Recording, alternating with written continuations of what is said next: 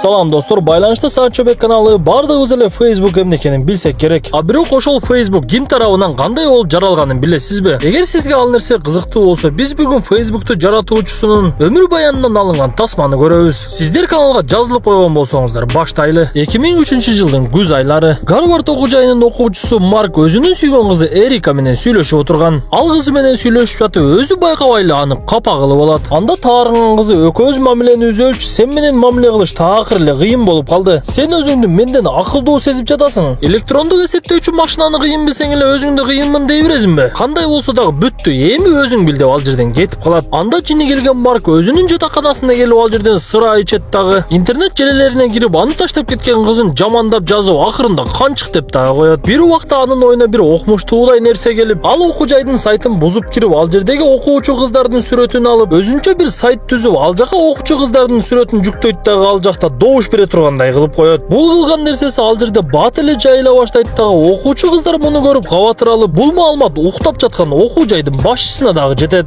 Эртеси күнү окуу жайдын чоңдору күнөөлүү адамды табышып, Маркка катуу эскертүү беришип, эгер 6 ай ичинде дагы бир ушундай кылмыш кыла турган болсоң, окуу жайдан айдайбыз дешет. Анда Марк эч нерсени түшүнбөй, булар эмне тамашаны түшүнбөгөн немелер го деп коет. Неужели ни у кого нет чувства юмора? Марктын кылган ишине ал жерде окуп жүргөн дагы бир 3 окуучу аябай кызыгып, алар өздөрү ойлоп табабыз деп жүргөн нерсеге Маркты жалдоону чечишет. Алардын экөө бир туугандар Камран менен Тайвор, үчүнчүсү болсо Дэйв болчу. Үчөө Гарвардтын окуучулары үчүн таанышуу сайтын ачабыз деп жүрүшкөн максаттары бар экен эле. Алар бир күнү Маркты чакырып, жанагы эки бир тууган Маркка кайрылып, сен ошол сайтты иштеп чык, биз сага акча беребиз деп айт эле. Марк дароо эле макул болот. Бул ойду уккан Марк досуна барат дагы, досум, мен бир жакшы нерсени ойлоп таптым. Биз бул нерсени Гарвардтын эле окуучуларына эмес, бүткүл дүйнөлүк кылсак дагы болгудай. Бул таанышуу сайты өтө күчтүү иштеп, аны биз The Facebook деп атап койсок болот дейт. Анан да Марк досу Эдвардга, сен бул ишке $1000 кошсоң, экөөбүз ортодон иштейли. Кирешенин 70% мага, 30% саңа болот деп ал менен келишет. Анан да ал Эдвардга, мен ишти алып жүрөм, сен болсо ишти үстүнөн башкарасың дейт. Ошентип Марк оюн ишке ашыра баштап, жанагы ага буйрутма берген үчөөгө байланышка чыкпай коет. Бир канча күндөрдөн кийин Марк ишин жыйынтыктайт. Андан соң досу Эдвардга ал сайтты баардык окуучулардын пошталарына жөнөтүп жиберишет. Ал кабарлар баарына жетип, жанагы 3 доско дагы жетип барат. Алардын бири көрүп калып, жанагы эки бир тууганга барып, ал биздин сайтыбызды урдап алды. Ал сайт 36 сааттан бери иштеп жатат деп ызычуу салып кирет. Ошентип окуу жайга сайты тең жайылып, Марк аябай таанымал адам болуп баштайт. Анда досу Эдвард, сайтыбыздын аты жакшы эле чыкты окшойт. Эми биз андан киреше таба башталды десе, Марк ал нерсеге таакыр эле макул болбой, досум, биз ишти эми эле баштадык, бир аз сабыр кылалы деп Эдвардты көндүрөт. Анда Эдвард жанагы эки бир туугандан келген сотко чакырык кагазды көрүп, сен эмне алардын сайтка болгон оюн урдап алдыңбы, сен эмнеге мындай кыласың деп жини келип баштаса, досум, мен алардын эч нерсесин урдаган жокмун, алар мага болгону бир аз ой салып койду, мен ал ойду өзүм тактап кеңейтип ишке салдым дейт. Ошентип эки достун аты чыгып, аларга ар кайсы кыздар дагы жабыша баштайт. Бирок кандай болбосун, Марк жанагы аны таштап кеткен кызды эстеп, бир күнү аны ашканадан көрүп калып, аны менен сүйлөшөйүн деп барса, ал кыз Маркты өтө катуу уят карап, бул жерден кетчи деп коет. Анда ачуусу келген Марк өзүнүн жанындагы бир эки окуучуну жалдап, биз ишибизди чоңойтолу деп чоң нерселерди көздөй баштайт. А жанагы эки бир тууган сот эч нерсени чече албасын түшүнүп, Гарвард окуу жайынын башчысына келип даттанып башташса, ал киши экөөнү карап, мындай нерселер менен менин башымды оорутпагылачы, бул майда чүйдө уурулууңарды башка жака барып айткыла деп аларды кетирип жиберет. Алардын оюндагы сайт Санчобек каналындай күчтүү сайтпы билбейм айтор, бул жерден да майнак чыкпады окшойт. Бул убакта эки дос сайтты өнүктүрүү иши менен алек болуп жүрүп, Эдвардтын сүйгөн кызы аларды бир күчтүү ишкер Napster деген сайтты ойлоп тапкан Шон Паркер деген киши менен жолуктурат. Ал Маркка дароо эле жакты окшойт, анткени ал жарнамасы жок эле миллиарддаган сомдорду тапса болот деп жолдорун айтып берди. Анан да анын эң күчтүү бир кеңеши The Facebook эмес, жөн гана Facebook деп атап койгула деди. Ошентип каармандарыбыз бул жолугушуудан кийин Facebook'ту формалдуу түрдө каттоодон өткөрүшөт. Анда Марк Эдвардга, кеттик досум, Калифорнияга барып бул ишибизди улантабыз десе, Эдвард ага макул болбой, андан көрө Нью-Йоркко баралы, ал жакта жарнама берүүчүлөр көп болот деп жарнаманын акчасын эле кызыга берет. Бирок кандай болбосун, Марк Калифорнияга кетет дагы, ал жактан адамдарды жалдап Facebook'ту өнүктүрүү үстүндө иштей баштайт. Кызыгы ал жерден дагы Марк Шон Паркерди жолуктурат. Бул нерсе атайын болгонбу белгисиз, айтор экөө кошуна болуп жашап калышкан экен. Жанагы бир туугандар Facebook'тун күндөн күнгө өсүп, Америка эмес Европага чейин жетип калганын угушат. Алар айласы кетип Марк Цукербергти жогорку сотко берүүнү чечишет. Бир жамгырлуу күндөрдүн биринде Эдвард Калифорнияга Маркка келет. Ал келсе, ал жерде Шон Паркер жүрүп, анын аткара турган кызматтардын баардыгын Шон Паркер аткарып калганын көрөт. Анан да Паркер компанияга акча бөлө турган бир өтө күчтүү миллиардерди табат. Негизи Паркер Эдвардга башында эле жаккан эмес эле. Анда Эдвард Маркка мен Шон Паркердин бизге кошулушуна каршымын десе, Марк жок, андай кылба досум, ал бизге өтө керек дейт. Анан да сайтыбыз өтө катуу өнүгүп жатат деп кабар берет. Мындай чечимге жини келген Эдвард өзү дагы бир жашоосундагы эң туура эмес чечимин чыгарат. Ал башында Facebook'a салган акчаларынын баардыгын банкка барып кайтарып алууну чечет. Ал убакта Шон Паркер компаниянын өнүгүшү үчүн $500 миллион жардам тапкан эле. Бирок Цукерберг бул убакта Эдвардтын кылганын угуп ага чалып жини келип, эмнеге мындай кыласың досум? Биздин компания сен аяган жоголуп кетсинби? Туура эмес кылдың деп урушуп, бирок кайрадан сен Калифорнияга кел. Биз чоң суммадагы акча таптык, сенин колуң керек деп аны чакырат. Ал келип кагаздарга кол коюп, баардыгы жакшы болдуго деген ойдо. Өзүнө тиешелүү кагаздарды окуп жатып, анын компаниядагы пайызы 34төн такыр эле ылдый түшүп кеткенин көрөт. Муну көргөн Эдвардтын жини келип, шашылып Марктын жанына барат дагы. Цукербергдин ноутбугун талкалап, аны менен урушуп, мен сени сотко берем деп ал жерден кетет. Ал убакта Facebook'тун катталуучулары миллиондон ашып калган эле. Мындай жетишкендикти майрамдап Шон Паркер кыздар менен бир үйдө отурушкыла баштайт. Алар кыздар балдар чогулуп, мас кылуучу нерселерди чегишип, эс алып жыргай башташат. Алар чегип жаткан нерселер мыйзамга такыр туура келбегени баардыгыбыз эле түшүнөбүз да. Кызыгы ошол замат эле ал жерге тартип сактоочулар келип калат. Эми алардын көңүлү чөгүп, майрамы бузулуп, бул маалымат жөнүндө Шон Паркер Маркка чалса, Марк Паркерге досум, эми сени эс ал деп байланышты өчүрүп коет. Андан соң ал колуна бир Facebook'тун кагазын алып, анын тескери жагында бул жерде мен башчымын деген жазууну окуйт. Биз бул жерден жабык сот болуп жаткан жерге өтөбүз. Бул убакта Facebook өнүгүп өсүп миллиарддаган долларларды алып келип жаткан убак эле. Анда Эдвард менен жанагы бир туугандар Марк Цукербергди сотко беришип, сот териштирүүлөрү өтүп жаткан учур. Анда Цукербергдин кичинекей жактоочусу келип, сиз соттон жеңилип калышыңыз мүмкүн. Айыптоочулар сизди аябай жамандап жатышат, бирок сиз жашоодо андай эмес болсоңуз керек деп айтат. Бирок чындык кандай экенин баардыгыбызга эле табышмак болуп калдык го. Тасманын акырында Марк Цукерберг аны таштап кеткен Эриканы эстеп, баардык нерсе ошонун айынан башталган деп ойлонуп, ага Facebook'тан дос болуу сунушун таштап, аны күтүп отурган жерден тасма аягына чыгат. Соттун жыйынтыгында Facebook компаниясы эки бир тууганга